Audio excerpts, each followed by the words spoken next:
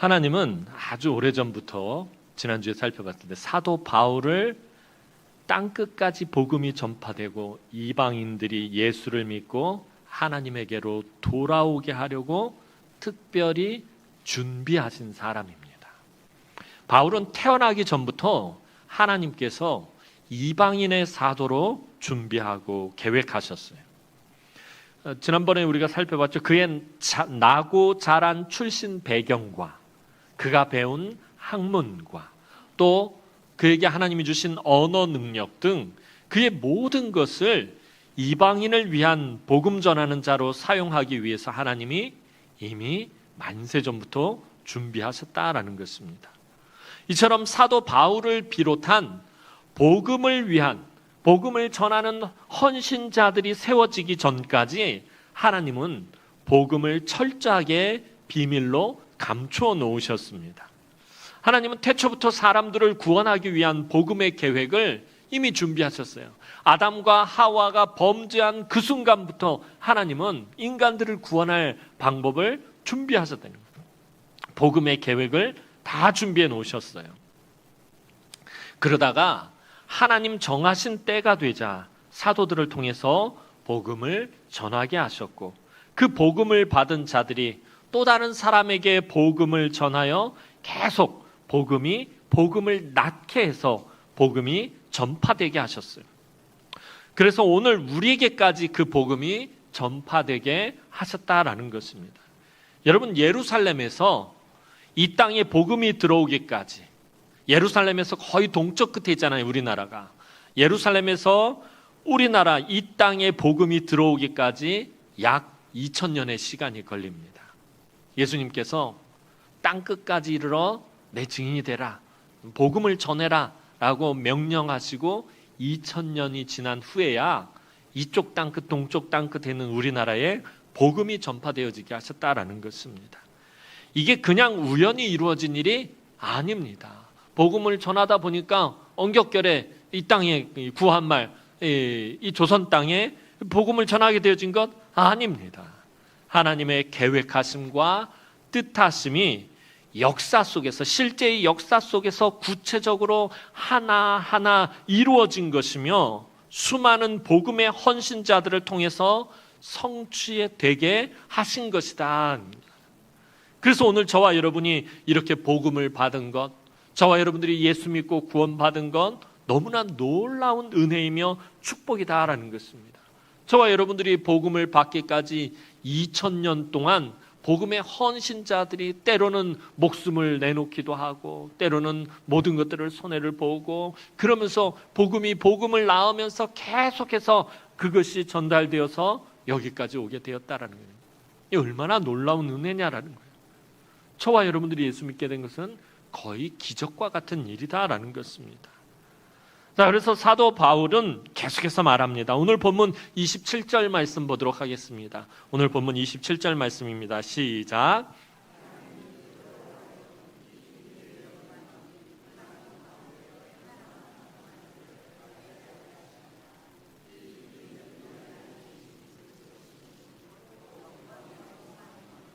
아멘. 하나님이 그들로 하여금 이 비밀의 영광이 이방인 가운데 얼마나 풍성한지를 알게 하려 하십니다. 이 비밀은 너희 안에 계신 그리스도시니 곧 영광의 소망이니라. 하나님은 사도 바울을 비롯한 이방인들에게 복음을 전하는 복음의 헌신자들을 통해서 인간을 향한 하나님의 목적이 구원하심에 있음을 나타내셨습니다. 인간을 향한 하나님의 최종 목적이 구원하심이 아니라면 복음의 헌신자들을 하나님이 세우실 필요가 있다 없다? 없다는 거예요. 왜 복음의 헌신자들을 세우신 거죠? 복음을 전하면서 때로는 목숨을 잃고 또 물질을 잃고 온갖 것들을 다 잃으면서까지 복음을 전하게 하신 이유가 뭐예요? 인간들을 향하신 하나님의 최종 목적은 구원하심에 있다라는 것입니다. 멸망하고 심판하는 것에 있지 않다라는 것입니다. 사도 바울 당시 초대교회의 유대인 성도들은 그런데 이 복음이 이방인들에게 전해지는 것을 매우 못마땅하게 여겼습니다. 이 유대인들은 여전히 선민의식에 빠져서 유대인만 구원을 받는다고 생각했기 때문입니다. 요즘 이스라엘과 이란이 막 시끄럽잖아요. 막 서로 미사일 막 꽝꽝꽝꽝 쏴대고 막 그러네요. 아직까지도 이스라엘 사람들은요, 하나님이 자기들만 선택했다라고 생각을 해요. 자기들만 구원받는다라고 생각해요. 그러니까 저렇게 해대는 거예요. 그렇지 않으면 저렇게 할 수가 없어요. 자기들만 구원받으니까 그냥 아무데나 미사일 날리고 막 저렇게 쏴대고 막 이리 부딪히고 저리 부딪히고. 하지만 하나님은 유대인들만 구원하시기를 바라신 것이 아니었습니다. 이미 하나님은 구약에서 이스라엘을 선택하신 목적이 그들을 제사장 나라로 삼아서 모든 열방이 하나님에게로 돌아와 예배하도록 하기 위해서임을 분명하게 밝히셨다라는 것입니다. 하나님은 변함없이 헬라인도 로마인도 야만인도 땅끝까지 이르는 모든 이방인이 구원받기를 원하셨습니다. 그래서 이 놀라운 복음의 비밀이 이방인들에게까지 낱낱이 전파되도록 사도 바울을 만세전부터 특별히 준비하신 것입니다. 여러분, 사실 원래대로라면 이스라엘 자손들 뿐만 아니라 모든 인간이 하나님 앞에 나아갈 수가 없었습니다. 사실은 이스라엘 자손들도 하나님 앞에 나아갈 수가 없었어요. 왜냐하면 모두가 다 더러운 죄인들이기 때문입니다.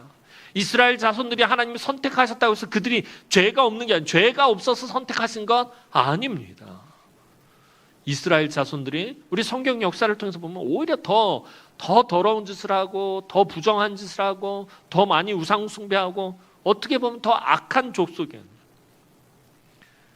이스라엘 자손들뿐만 아니라 모든 인간들이 더러운 죄인들이기 때문에 하나님 앞에 원래는 나아갈 수가 없었어요.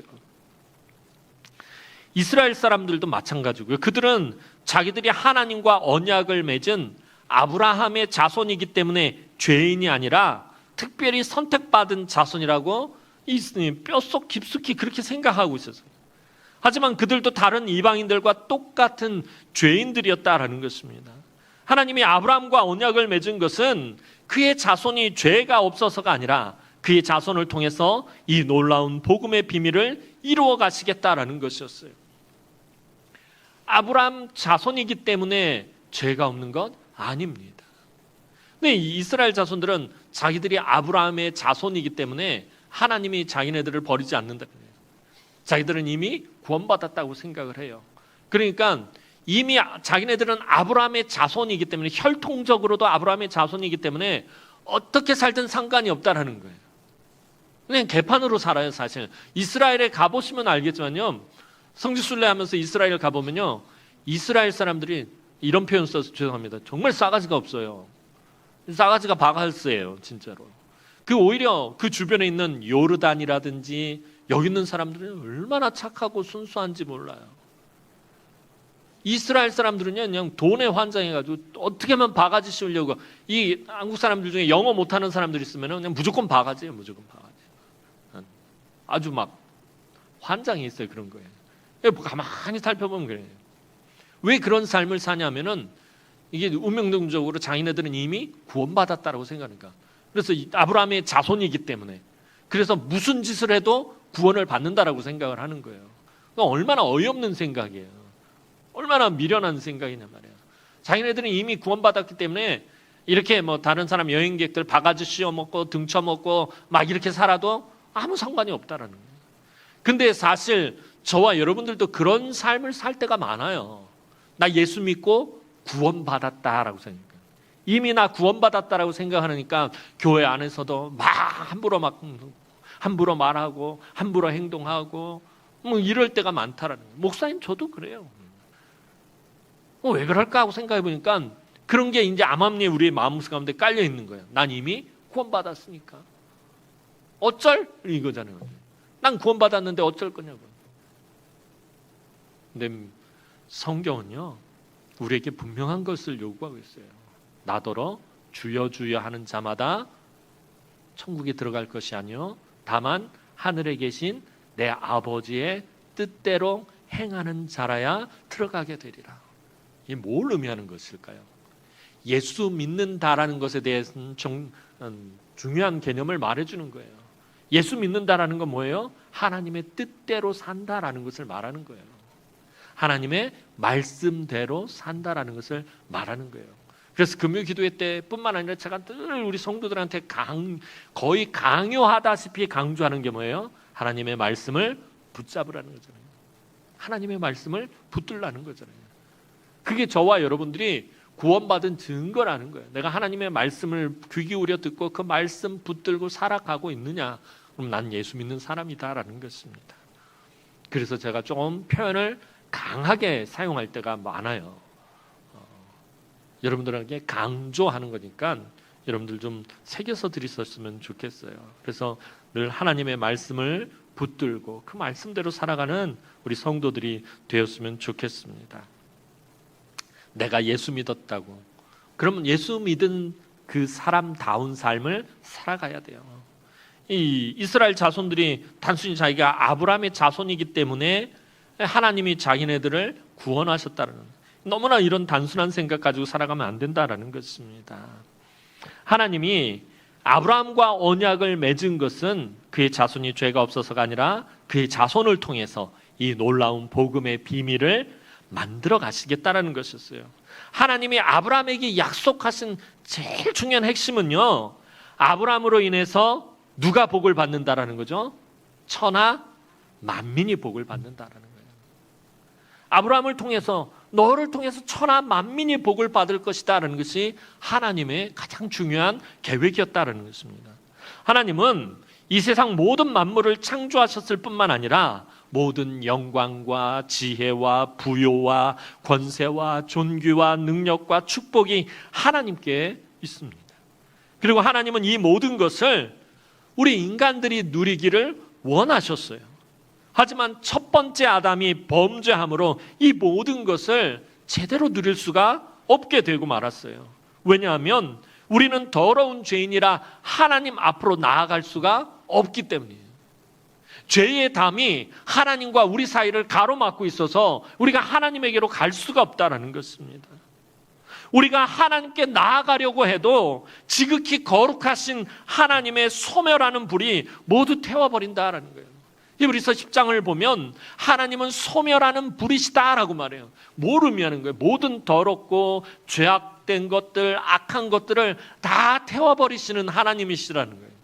하나님 거룩하신 분이기 때문에 이 조금의 죄도 용납하실 수가 없는 것입니다. 그래서 죄인들이 하나님 앞으로 나아갈 수가 없게 된 것이에요.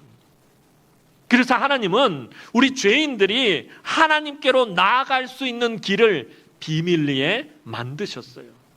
그리고 그것이 바로 하나님의 아들 예수 그리스도입니다. 하나님의 아들이 인간의 모든 죄를 대신 지고 십자가에서 그 죄값을 남김없이 다 치르게 하심으로 하나님께로 나아갈 수 있는 길을 만드셨다라는 거예요.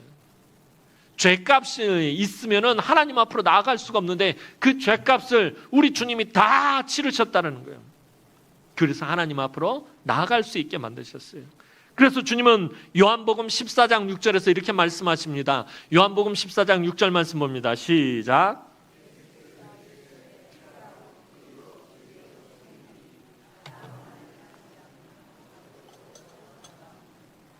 하나님께로 나아갈 아주 비밀의 길을 하나님 만드셨고요. 예수님 말씀하셨죠. 내가 곧 길이요 진리요 생명이니 나로 말미암지 않고는 아버지께로 올 자가 없느니라. 예수님이 바로 만세 전부터 하나님이 죄인들을 구원하기 위해 준비하신 복음의 실체입니다. 이것을 사도 바울은 이 비밀은 너희 안에 계신 그리스도시니 곧 영광의 소망이니라 라고 좀 어렵게 표현한 것입니다. 하나님이 만세 전부터 준비하신 이 복음의 비밀은 유대인에서 헬라인과 로마인으로 그리고 땅끝까지 이르는 모든 이방인인 바로 저와 여러분을 위한 것이었어요. 복음이 비밀로 있을 때는 이 비밀이 오직 이스라엘만을 위한 것인 줄 알았지만 이 비밀이 풀린 후로는 모든 나라와 모든 족속과 온 열방을 위한 것임이 분명하게 드러났다라는 것입니다. 주님도 마지막으로 제자들에게 부탁하신 것이 무엇입니까? 여러분들이 너무나도 잘 아는 말씀, 사도행전 1장 8절 말씀 보겠습니다. 시작. 너희에게 마시면 너희가 권능을 받고 예루살렘과 온 유대와 사마리아 땅 끝까지 이르러 내 증인이 되리라 하시니라. 주님이 제자들에게 마지막으로 당부하신 것은 땅 끝까지 이르러 복음의 비밀이 바로 예수 그리스도라는 것을 증거하는 증인이 되라는 것입니다. 근데 이것이 쉬운 일이 아니에요. 정말 복음을 낳는다라는 것은요, 정말 예수 그리스도의 그 십자가의 해산의 고통을 통해서만이 가능한 것이에요. 복음을 전하는 게 목사님 복음 전하는 게 너무 어려워요. 우리 가족들이 아직도 예수를 안 믿어요. 당연하게 이게 어려운 거예요. 오죽했으면 예수님께서 내 증인이 되리라 하시니라 할 때 이 증인이란 말 언젠가 한번 말씀을 드렸던 것 같아요. 헬라어로 말투스라는 말을 쓰는데 이게 순교자라는 의미예요. 여러분 복음을 전할 때는요 목숨을 내놓아야 된다는 거예요. 순교하는 마음으로 복음을 전해야 된다는 거예요. 우리나라의 복음이 전해지기까지 얼마나 많은 순교자들이 있었겠습니까? 여러분 1865년에 토마스 선교사님이 제너럴 셔먼호를 타고서 이제 평양에 대동강을 타고서 들어오셨다가 이 토마스 선교사님이 얼마나 엘리트인지 모릅니다. 정말 명문 대학을 나왔고요. 언어의 능력도 탁월하고요. 이 선교사를 가려고 의학까지 공부를 해가지고서는 그러고서는 이 땅에 조선 땅에 들어와서 복음을 전할 먼저는 중국에 들어갔었어요. 그래서 중국에서 이제 조선 사람들을 만나고서는 조선 땅에 복음을 전해야 되겠다. 그러고선 준비를 딱 우선 들어오시자마자 그냥 죽임을 당하고 말았어요. 순교하고 말았어요. 이때 토마스 선교사님이 순교하기 전에 이 박충권이라는 사람이 이제 칼로 이 토마스 선교사님 목을 뱉는데 그 전에 이 성경을 막 사람들에게 던져주고서는 예수라는 말을 3번을 외치시고 그리고 순교하셨다고 그래요. 그런데 재밌는 것은 거기에 왔던 이제 막 사람들 그 포졸들 중에 박영식이라는 사람이 있었는데 이 사람이 몰래 그 토마스 선교사님이 전달해 준 그 성경책을 들고서는 집으로 갔다가 집에다 두기도 뭐하고 이게 이제 나라에서 금서로 정한 거라서 가지고 있기도 뭐하고 그러다가 어디 이렇게 가다 여관방에 들어갔는데 여관방에다 이걸 다 발라버렸대요. 도배하듯이 다 발라버렸는데 그 방에 들어가서 묵는 사람들마다 그거를 이렇게 읽다가 예수 믿게 된 사람들이 수도 없다는 거예요. 여러분 토마스 선교사님만 놓고 본다면 도대체 이게 뭐냐, 아무것도 한 것이 없는데 그냥 그 조선 땅에 들어오자마자 평양 대동강변에서 그냥 순교했잖아요. 예수 한번 전하지도 못하고 그냥 성경책 전해준 거예요. 그게 하나 다 안 돼. 그런데 그 성경책을 통해서 수많은 사람들이 예수를 믿게 되고요. 그 중에는 교회를 세우는 사람들이 엄청나게 나왔다는 거예요. 사랑하는 성도 여러분, 이처럼 예수 그리스도는요 모든 사람을 위한 복음의 비밀이기 때문에 영광의 소망이 되는 거예요. 그 복음의 비밀인 예수 그리스도, 사실 토마스 선교사님이나 그 성경책을 가져간 사람이 전한 거 아니잖아요. 그냥 도배를 했는데 벽지로 그냥 사용을 했는데 그 거기에 있는 성경을 읽고서는 예수 믿는 사람들이 막 쏟아져 나오게 됐다는 거예요. 복음은 비밀이기 때문에 그런 거예요. 근데 그 비밀이 뭐예요? 예수 그리스도입니다. 누구든지 그 어떤 사람이라도 그 출생과 신분과 인종과 지식과 능력에 상관없이 예수 그리스도를 믿기만 하면 하나님의 모든 것을 상속받을 수 있습니다. 하나님은 이방인 중에 이 비밀의 영광이 얼마나 풍성한지 보여주셨습니다. 그 증거가 바로 오늘 저와 여러분들입니다. 제가 볼 때는 우리 한국 교회가 바로 그 풍성함의 증거라고 생각합니다. 100여 년 전만 해도 우리 민족은 예수 그리스도의 이름도 들어보지도 못했어요. 알지도 못했어요. 선교사님들이 와서 복음을 전하기 전까지 우리가 무슨 방법으로 예수를 알 수 있겠습니까? 아무도 알지 못했어요. 서양 선교사님들이 들어와서 예수의 복음을 전할 때, 그때 우리 민족이 처음엔 순순히 받아들인 건 아니에요. 아까 말씀드렸던 것처럼 제너럴 셔먼호에 타고 온 사람들을 다 죽였어요. 그 안에 있는 사람, 배에 불을 지르고 튀어나온 사람들을 다 죽여버렸어요. 예수 믿는 사람들 핍박 많이 했어요.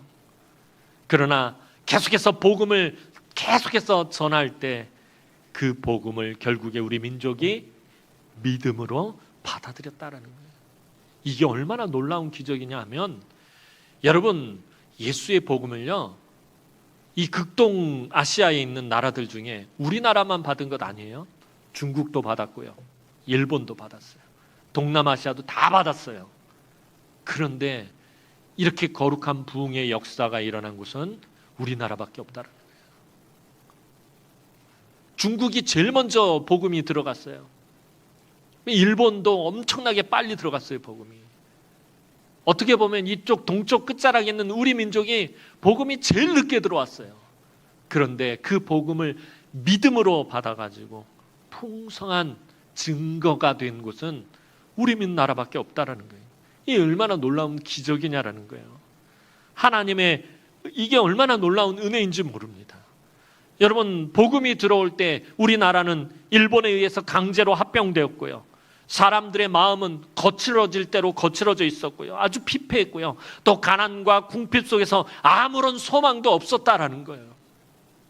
그런데 예수님이 우리의 죄를 대신 지시고 십자가에서 죽으셨고, 그 예수를 믿기만 하면 죄의 용서함을 받고 하나님의 자녀가 되고 새하늘과 새 땅에서 살 수 있다라는, 전혀 알지도 못하고 납득이 되지도 않는 이 예수의 복음을 믿음으로 받아들이자 폭발적인 부흥의 역사가 나타났다라는 것입니다. 여러분, 세계에 유례 없는 교회의 부흥을 이루어낸 것이 우리 민족입니다. 식민지로 있다가 개발도상국에서 선진국이 되고, 선진국 다른 나라들에 의해서, 서구 열강들에 의해서 원조를 받다가 원조하는 나라가 된 나라는, 민족은 우리 민족밖에 없다고 그래요. 왜 그런 것입니까? 아무런 지하자원도 변변찮은 거 없고 석유 한 방울 나오지도 않고요. 그런 이 땅에서 세계 경제 대국으로 성장할 수 있는 것. 요즘 세계 문화 중심에 우리나라가 있잖아요. K-팝, K-푸드, K-뷰티부터 시작해가지고요, 모든 것들이 중심에 설 수 있는 이유가 뭐냐라는 거예요. 이 민족이, 우리 민족이 복음을 믿음으로 받아들였기 때문에. 복음을 믿음으로 받아들인 민족에게 하나님께서 한없는 은혜와 복을 베풀어 주신 거예요. 아무런 소망이 없는 민족이었잖아요. 일본에 의해서 35년 동안 식민 통치를 받아야 했고요. 얼마나 가난했어요. 7, 80년대까지만 해도 얼마나 가난했냔 말이에요. 그런데 지금 이렇게 잘 살게 되는 거예요. 이 민족이 복음을 믿음으로 받아들였기 때문에. 복음이 얼마나 능력 있는 건지 몰라요. 복음이 얼마나 큰 축복인지 모른다라는 거예요. 그 풍성한 증거가 우리 민족이고 한국 교회라는 거예요. 복음이 우리 민족에게 영광의 소망이었기 때문에 가능했던 일이다라는 것입니다.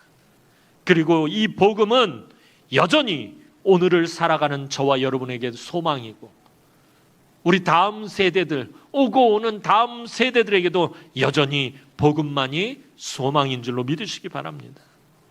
오직 예수만이 우리의 소망입니다. 그래서 우리가 믿음의 주요 온전하게 하시는 이인 예수만 바라봐야 하는 것입니다.